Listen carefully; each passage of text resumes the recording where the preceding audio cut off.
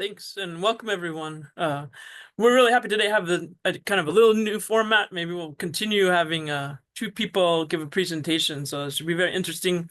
We have John Daniels, who is working at ASI. People probably know it from maybe you have stages, but they have a lot of other equipment. So Applied Scientific Instrumentation is in Oregon, and he's been there since 2013. Had a background. He has a background in electrical engineering. He might say some more about that during the talk, and I'll let them do that. And his partner in this is Mike Fussell, and he's at Zabar as a life sciences product manager. Both of them are on our corporate partners working group, and John's been on just a little bit longer than Mike. And interestingly, I think they'll talk about, or Mike will talk about a little bit. He's had some background in getting some training on this kind of commercialization, so maybe they'll say more about it. But he has a scientific background from University of Alberta and then went to the University of Auckland. So we're really glad to have this new kind of presentation. So thanks very much. You guys take it away.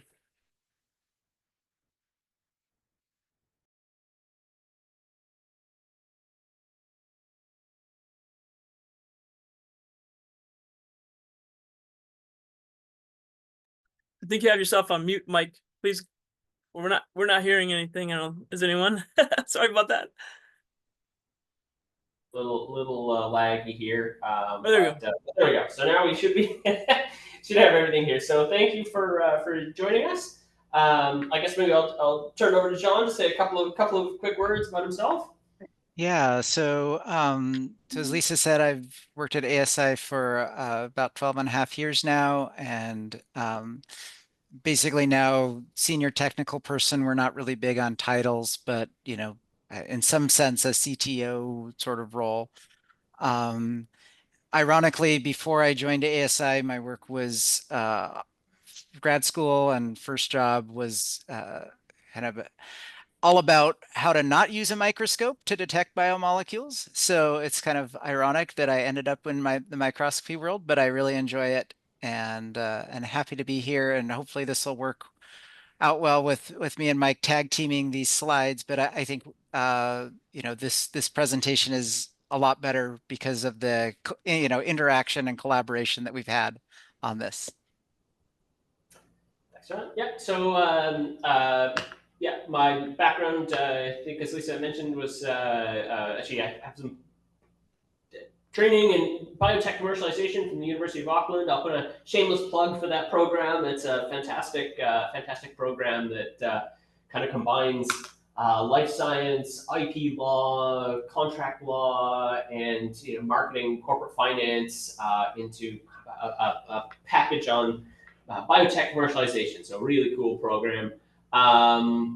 After doing that, I worked at a proteomics company for a couple of years, and then moved over into the machine vision world. And so now my role at Zaber with this life science product manager, looking after our microscopy and life science products, kind of combines all that commercialization and science and imaging into one. Okay, so briefly about ASI, we're 35 years old and about the same number of employees, and we've been around for a long time. Our very first product was literally hooking up a motor to the focus knob of a microscope so that an experiment could be automated. And we've kind of been in this world of helping scientists, biologists in particular, do more different things with microscopy ever since.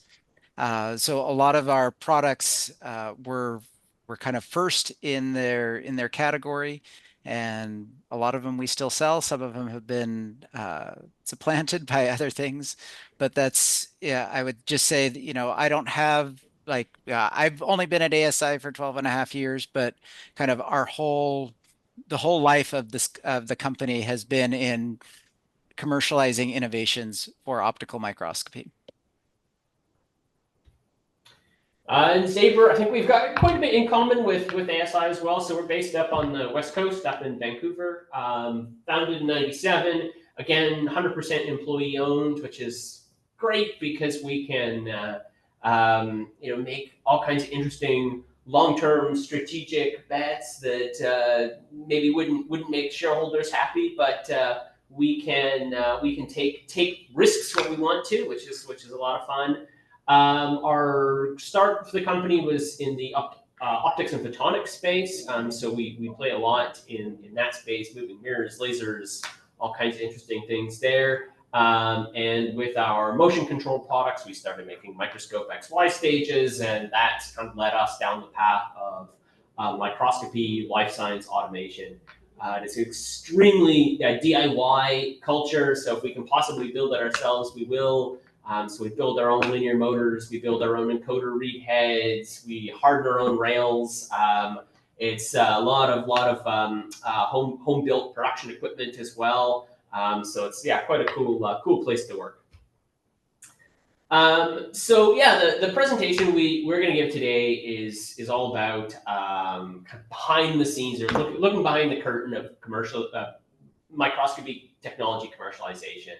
And so we want to kind of pull back the curtain and show you what happens when we get a request that comes in.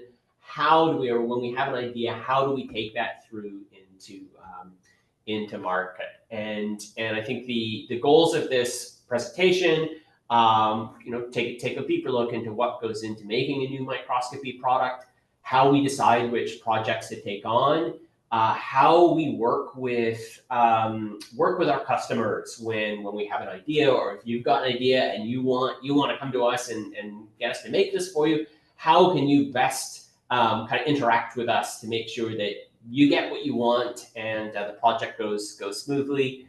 IP considerations, and then a couple of case studies. John?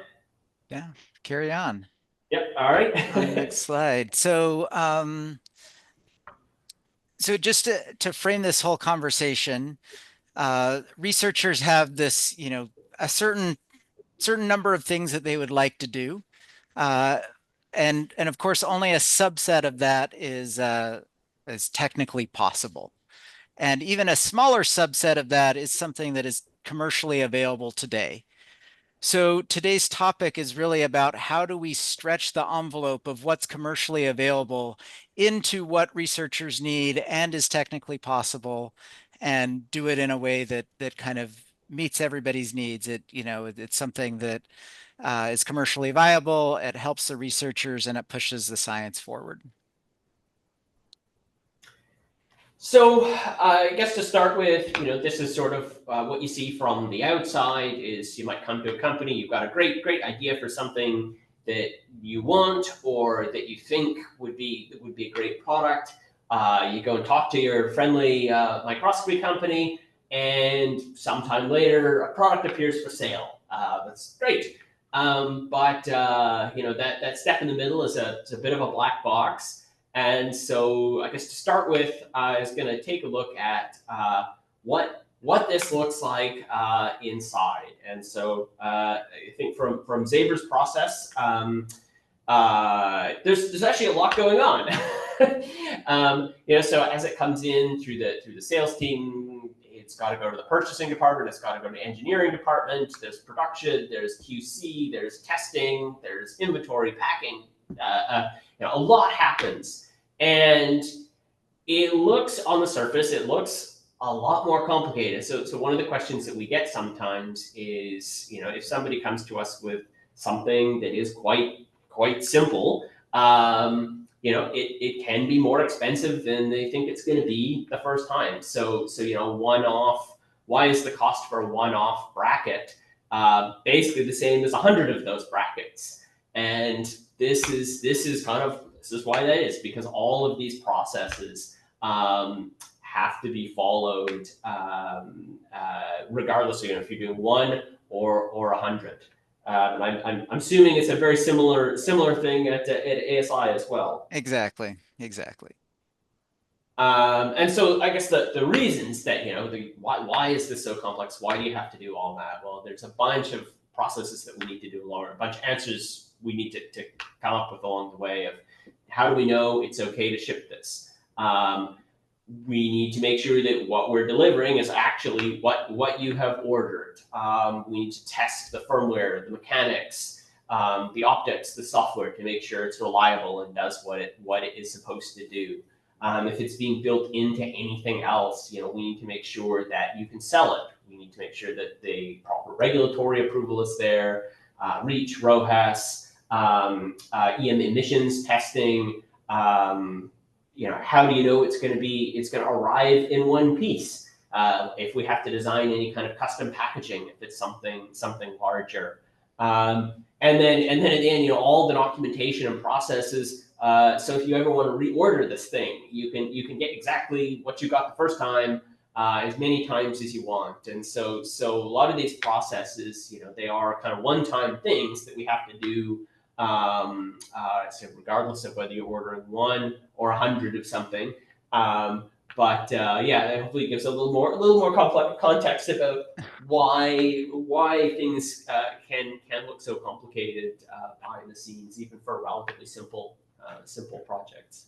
Yeah, and on that last bullet point, that is so key. How will you get the same thing if you order it again? I can't count how many times somebody has said, whether this is somebody within ASI or an external customer, said, "Oh, just tweak the standard product in this certain way, just once. This is just a one-off. We'll never do this again." And so then documentation isn't the best. And then 3 years later, some collaborator says, "Hey, I want to do that same thing." And frankly, we have a hard time doing it sometimes because we didn't invest in the documentation, and we didn't invest in the documentation because we didn't charge that customer as much as we should have upfront. So one of the next couple slides I just briefly wanted to touch on is some of the decision making that we apply on our side in whether choosing to pursue a project or not. And often a big kind of thing that comes down to is whether it's going to be I guess a speculative project, which is, okay, somebody's come to us with an idea. They might want to buy one, but the real strength of that idea is that lots of other people somewhere down the road are going to buy this, versus a project which is much more kind of contained and a sort of NRE fee-based project where I'm going to buy one and I'm going to pay for all the development up front. And so these are some of the questions we would be asking for that more speculative, longer term, often higher volume project. I also want to say off the start, maybe the next couple of slides, I don't want to say it sound like it's too pessimistic, because we love doing cool new projects. Like that's we if we can, we want to say yes. So I do want to say that. But anyway, so I guess as private companies, and we are in this at the end of the day. As we love doing cool stuff, but we do need to pay our bills. And so one of the tools that we use quite frequently is I guess net present value, and particularly for those longer term sort of bigger projects. We need to consider the pros and cons of that project, but also how it stacks up against other projects which we could do. And so this formula that we frequently use it's a good starting point. It's certainly not the only metric that's used. There's a lot of kind of guesswork that goes into it. But what we're really looking to see is the effectively the cash flow, and then we're also looking at what our required rate of return on that project is. And so, looking at other projects, we might decide, like, okay, we have to make, or we would like to make a 30% return on the investment we make in that project. And then we have to look at that over a number of years, how long we think that project is going to be around for. And then we have to look at things like, well, how do we think this is going to ramp up, and what's the long-term plan for this product, and then keeping in mind that we have to discount future revenue, because a dollar today is always, you'd always rather have a dollar in your hand today than a dollar tomorrow. And so we kind of have this net present value of the potential value of the project, and then basically we compare it to other projects. And if the number is negative, that's usually a pretty good idea that this project isn't a good long-term investment. If it's positive, that's great. The more positive, the better. But there's usually some pretty hand-wavy estimations that go into one of these, so it's at least a good initial tool for making that first pass at those longer, more strategic projects. Yeah, it's more of like a framework for thinking about it than necessarily super quantitative, at least in my experience, because it is hard to predict the future. Yeah. And I will just also add that, the opportunity cost point is real, and never think that, the thing that you're coming to us with is the only possible thing that we could be doing. There are, there's a long list of possible projects that we have within ASI that we just simply don't have time for. And so we're always balancing, adding to that list and, kind of what rises to the top, whether that's some idea that we have to improve an existing project or product, or whether it's something that somebody is bringing to us. But yeah, I mean, if I guess knowing that this is something that we're doing as well, if you have ideas or if you've got information that you can provide that can help us with this, that's certainly appreciated, and that's something that would get taken into consideration here. The next big thing that is we think about with those larger projects, and even some of the smaller one-off projects, is the risk, and finding out where those unknowns are. That could be on the technical, could be funding. If there's grant funding that's being relied on to push that project forward. What's the chances that will or won't come through? Potential sales forecasting. How confident are we in the our predictions for the future of that product? And then thinking about, well, how can we remove as much risk as early as possible in the process? Another thing that I think often kind of gets missed on some of these projects is thinking about how will we know when that has been resolved, or at least when we know enough to really make a decision. And so often this, and often on a bunch of projects I've worked on, we haven't haven't been quite as clearly defined as they should have, but being very clearly defined acceptance criteria so that everyone agrees on what do we really need to see to move this project forward, or what do we need to see to make a decision. I'm frequently asked to capture sample images if we're making a custom optical system, and sometimes that can be a challenge if we don't have the specific objective a customer is planning on using, or their specific camera or filter set or sample or fluorophores.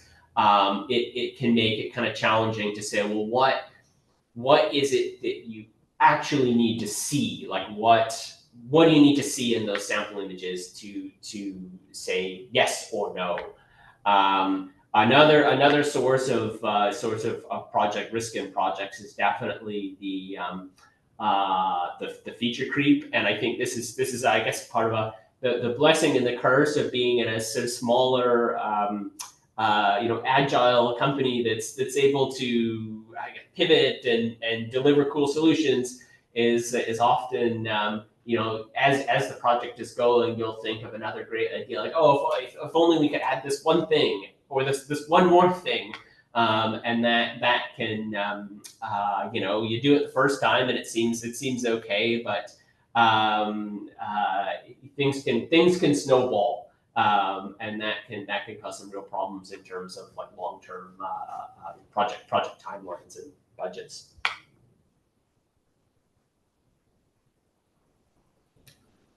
Anything, John? No, let's Yep. go on. The next two slides I'll try to cover really quick. They're almost saying the same thing. So just to make the point again, Mike said this earlier, we really love when people come and talk to us.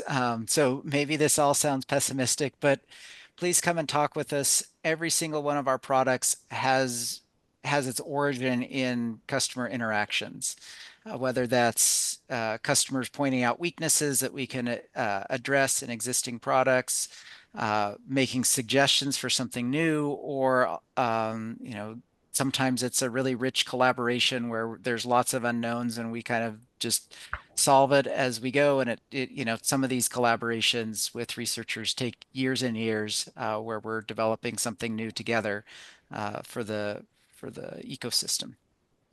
So never hesitate to reach out.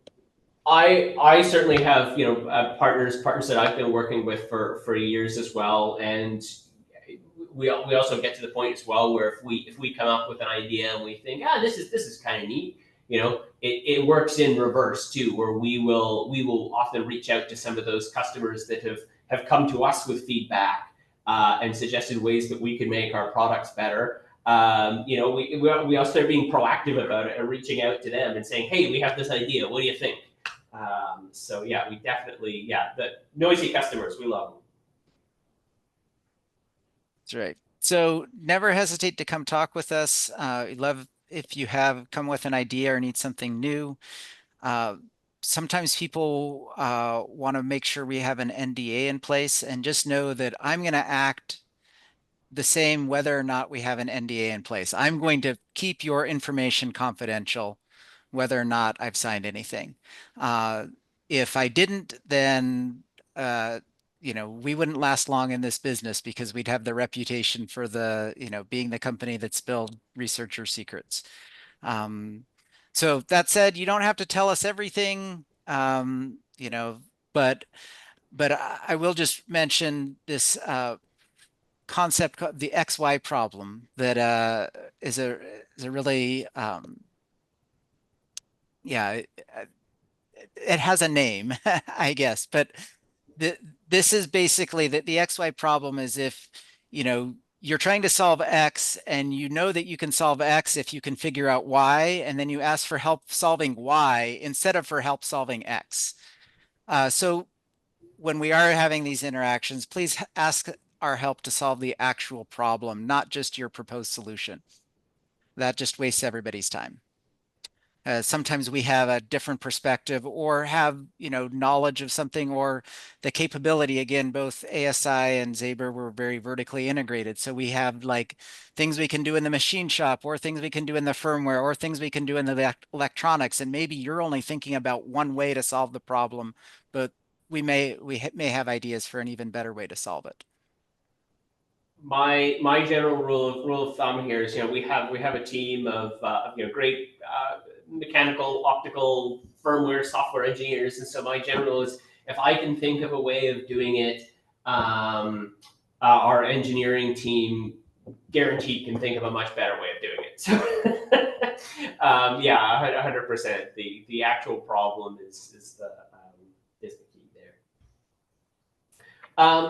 We love working with startups, and I think one of the things that is so exciting about working with startups is how optimistic and enthusiastic, and the energy that they bring. But we also know that we've done this a few times before, and everyone hopes they're going to sell 1,000. But when you first come to us, if you haven't built one yet, just tell us. Tell us you're looking to build one. You're looking to build a proof of concept. You want to validate your solution. Tell us what the potential is. Tell us that you're excited. We'll still take you seriously if you're buying one of something. If you're building one of something, like, we know what that startup trajectory looks like. So tell us what you know. Tell us what you don't know. We have a lot of flexibility on how we can structure projects, how we can kind of roll things out so that it works with your budgets or your timelines, or that you address the highest risk items first.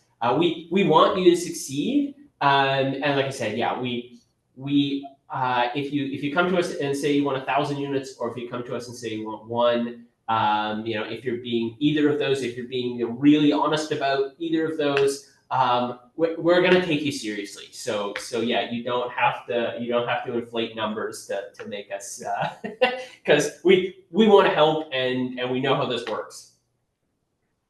Yeah. And that's a good lead into the next little section, which is about IP, which is especially important for startups. So I'm not a lawyer. You'll see this abbreviation, but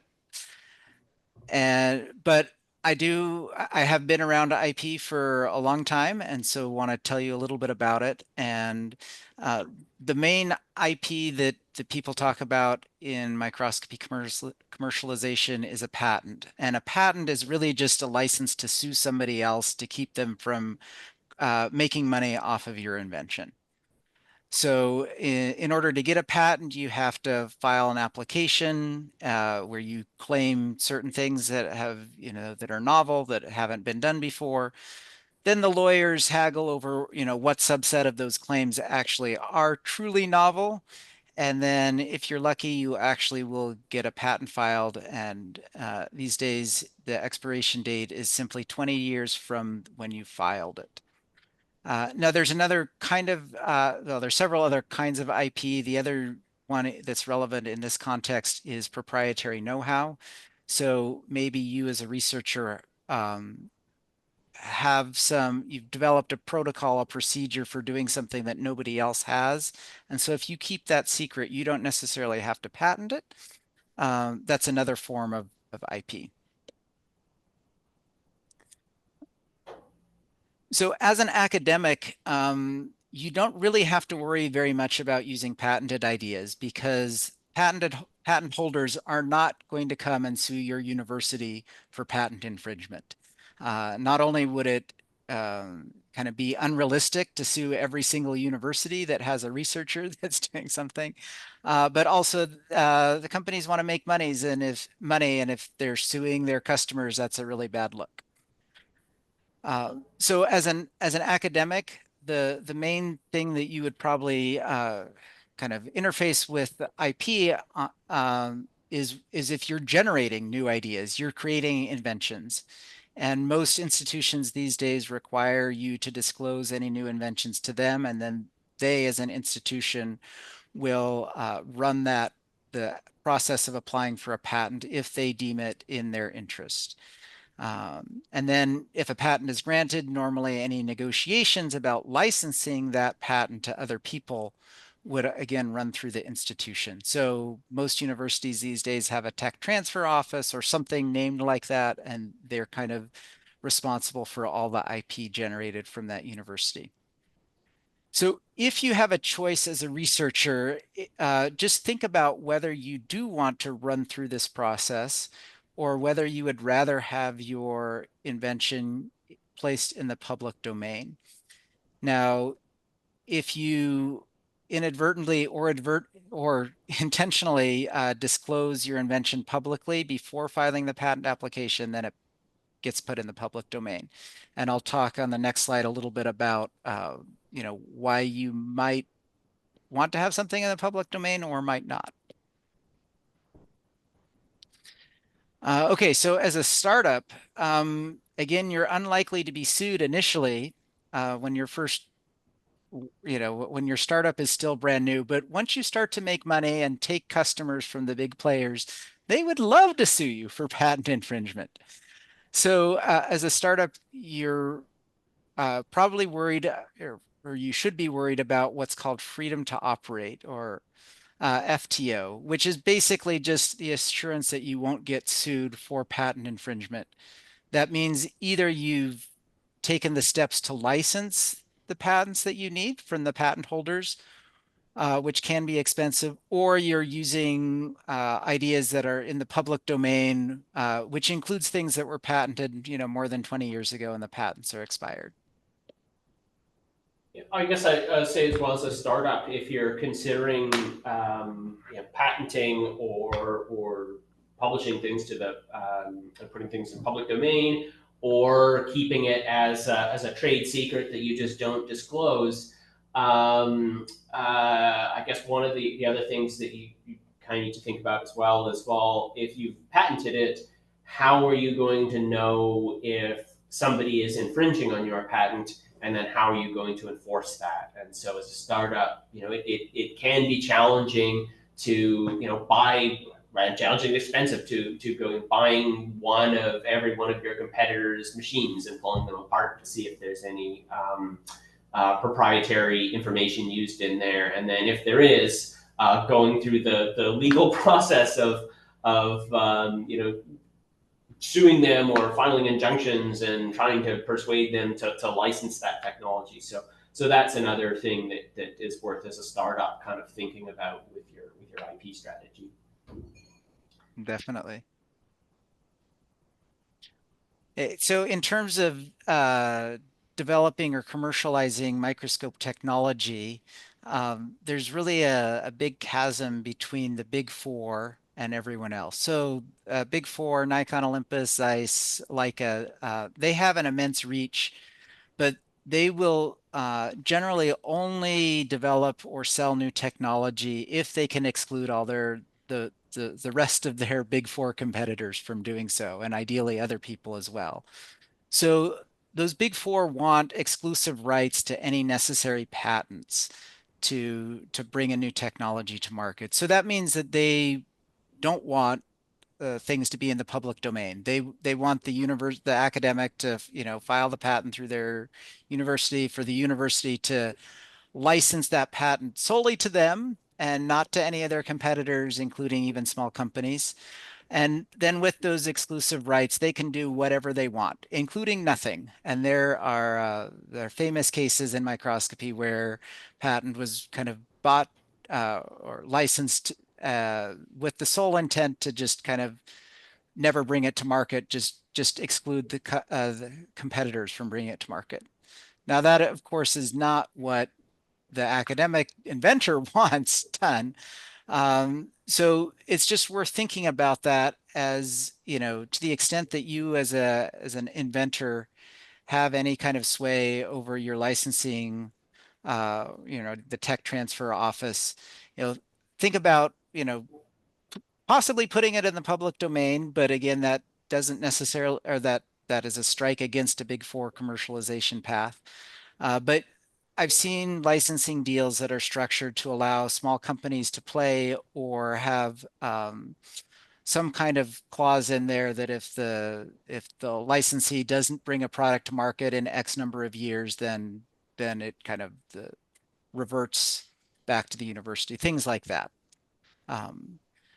So in contrast to those big four companies, though, smaller companies like ASI and Zaber, we have to pay attention to patents, but we only really require freedom to operate. We don't care so much about excluding competitors. But if you come to us and want our help to, commercialize some invention, we just have to make sure that we're not going to get sued for doing so, because, it's different for you to publish a paper and even for other researchers to copy your publication. Like, that's okay, nobody's going to sue. But as soon as we as a company sell a product, then we could get sued if that product infringes on a patent.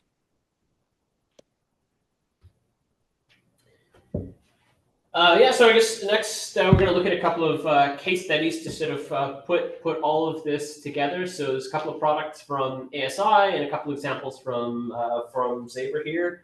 So I think John will start us off here.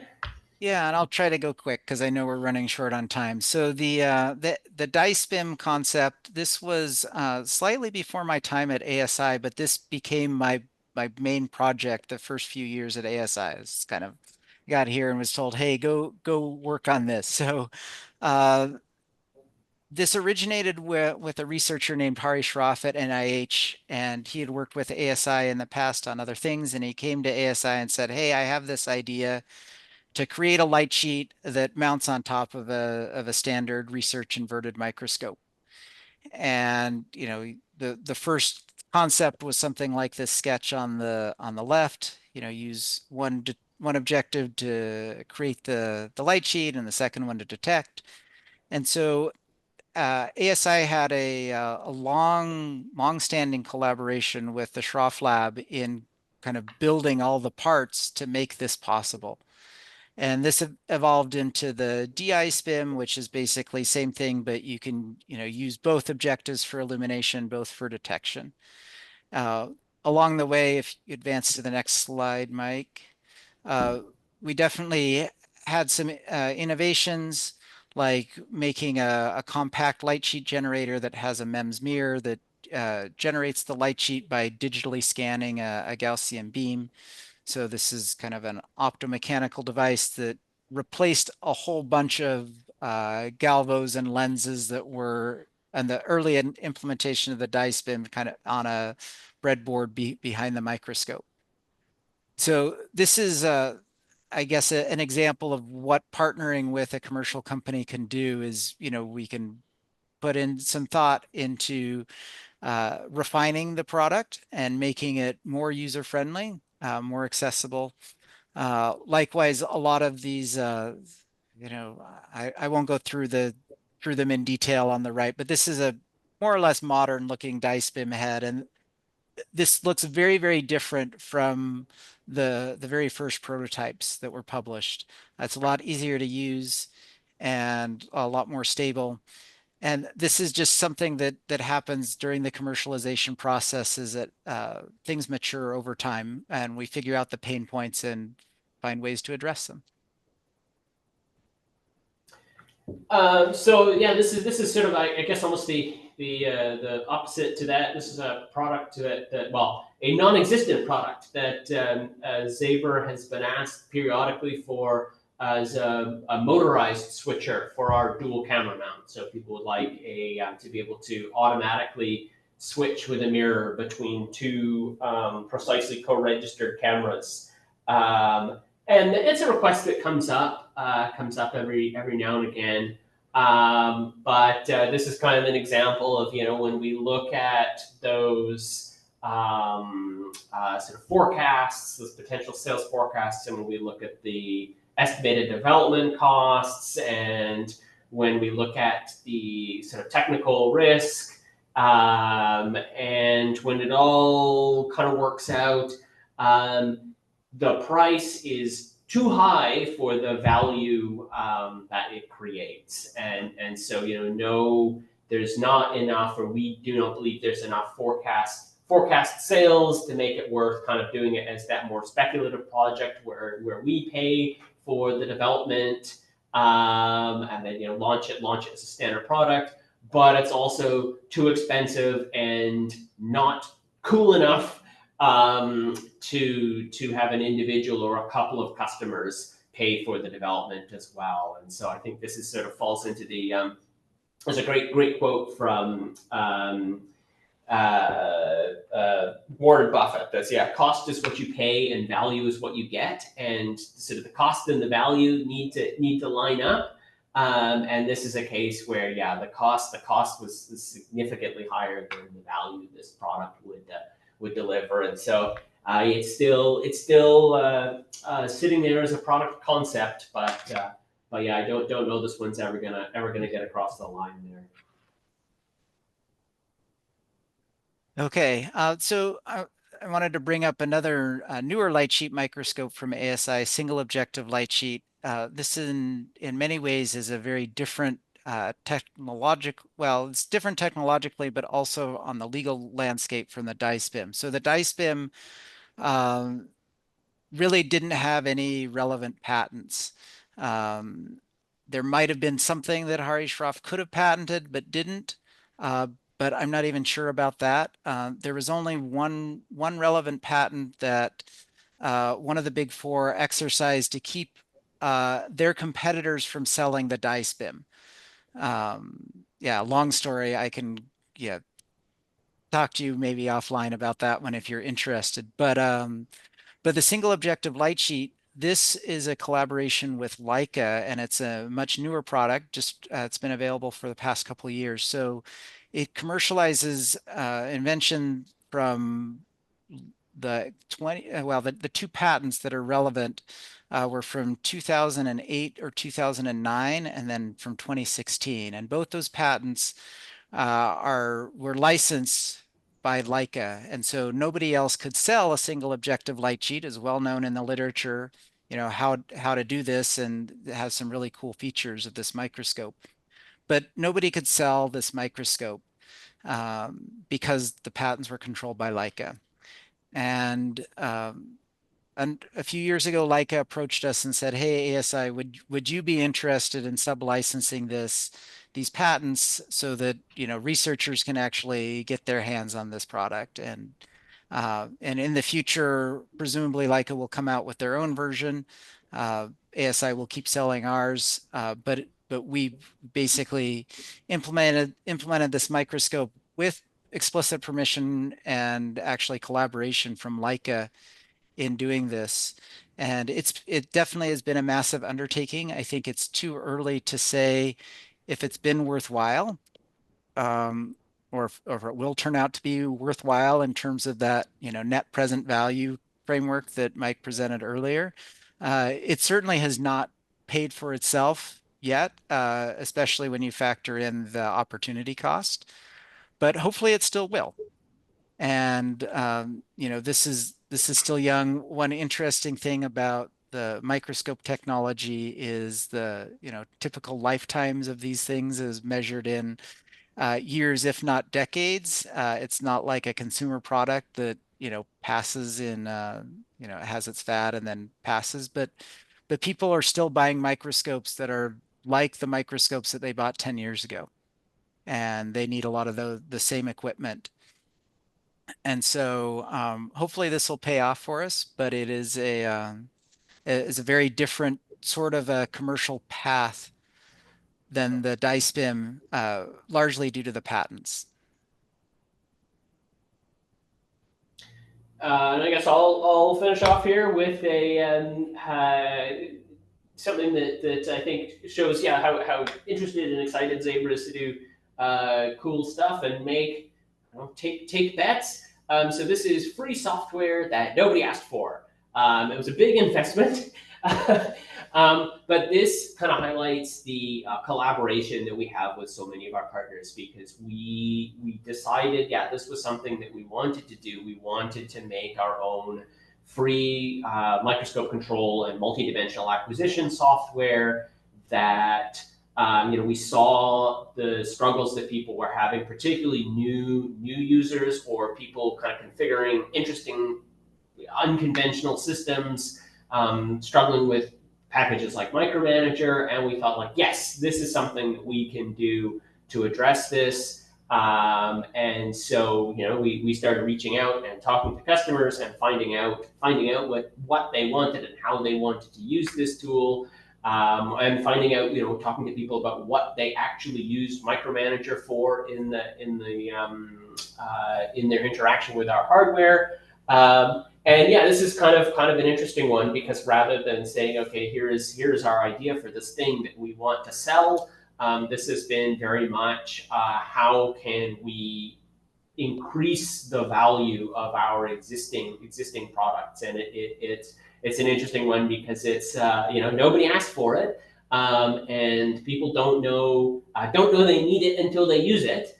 But this was done with a lot of collaboration with those partners that we've worked with other projects on. And so I think that really highlights, one of the I guess cool things about being at a smaller, more agile company is that, once you've built those relationships, and you have that kind of company mentality where you can make those sort of longer term strategic bets, that, shareholders just looking for quarterly numbers wouldn't necessarily be too happy about.